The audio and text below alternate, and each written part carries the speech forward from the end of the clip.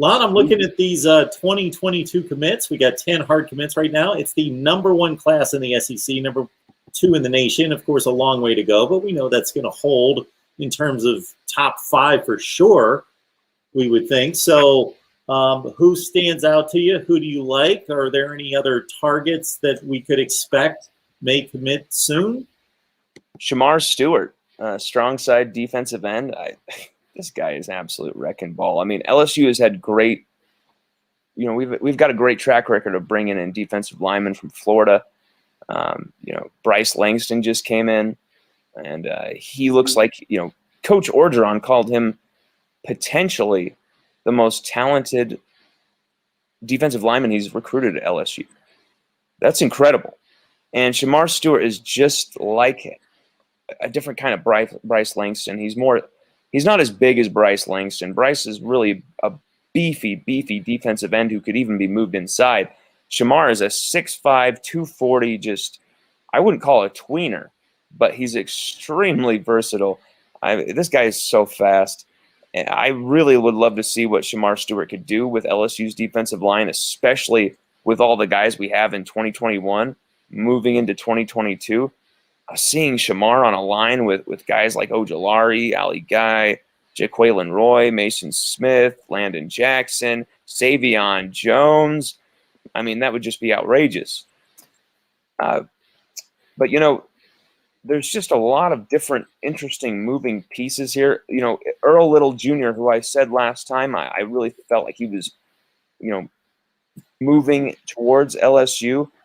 I've heard some more news updates on Earl Little Jr. that, are making me feel a little more 50-50 about this. Saban told him that he's his number one corner on the board, which, we'll see if that's to be believed, but it looks like Saban is going hard after him. Earl Little Sr. seemed to be more partial for Earl Jr. to be going to Alabama rather than LSU. He seemed to kind of have that Patrick Surtain kind of mentality of LSU don't win championships, Alabama does, because as written in Coach Orgeron's book, there's a part where Pat Surtain the first tells Coach O, Pat Surtain the second can't come to LSU because LSU don't win national championships. And then the next year, we won a national championship. So I just wanted to highlight that and how Earl Little Jr., if you want to win a national championship, you want to be a top 5 DB pick in the NFL draft, come to LSU, bro. Also, Trevante Citizen, things are cooling off with him. I don't feel like he's coming to LSU.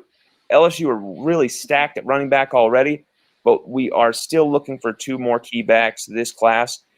I'm kind of wondering if Trevante Citizen is in that category, or if LSU are kind of cooling on him. I'm still kind of wondering about that. Aaron Anderson, underrated receiver, just committed to LSU, 12th position guy in the state for Louisiana, 12th receiver in the state. I think Aaron Anderson is being really just underappreciated. I think he could be a very special player at LSU, but we're still to see. We will note that Patrick Surtain still got his national championship. Yes, he did. A year later, though. But yes, okay. Yeah, he did indeed. Kamari Rogers, there's just more and more buzz about him coming to LSU and all this talk, but we'll see. I mean, from what I felt like he decommitted from LSU. I'm not 100% on that right now, but I feel like he committed to LSU and then decommitted. But I still think there's a chance LSU could get him back. But the 2022 class is shaping up nicely because here's the thing. The 2021 class, yes, we missed out on things like offensive line and maybe even cornerback, you could say. There wasn't enough high-quality corners. Well, for the 2022 class, they've already made up for that. Lucas Taylor, Will Campbell, Bo Bordelon already at offensive line with Malik Agbo potentially coming in. And then at corner, you got LaTerrence Welch, who I feel like is absolutely sick. He is just unbelievable. A lot of teams cooled off of him because he got hurt last year. LSU jumped on him during that injury process, and now LSU are reaping the benefits because he's such an incredible corner. I cannot believe that he is not a 5-star. I believe that 5th star will be coming shortly. Emory Jones, offensive guard. I feel like he could come to LSU as well. Baton Rouge, Louisiana native. I feel like, from Catholic High, Emory Jones is someone who's seen LSU from very close proximity his entire life. I feel like Emory Jones is as close to a lock as possible, especially with all the guys coming in on the offensive line. I think there's quite a in-state offensive line fence being built. Or actually not even a fence, a fiery moat. But, LSU, this class still has a long way to go, Mark. But when you're starting out with guys like Walker Howard, most unbelievable quarterback of the 22 and 2021 classes combined, in my opinion, the guy just manipulates the pocket unlike anybody we've ever seen, extends the play, improvises, makes blitzers miss in the backfield.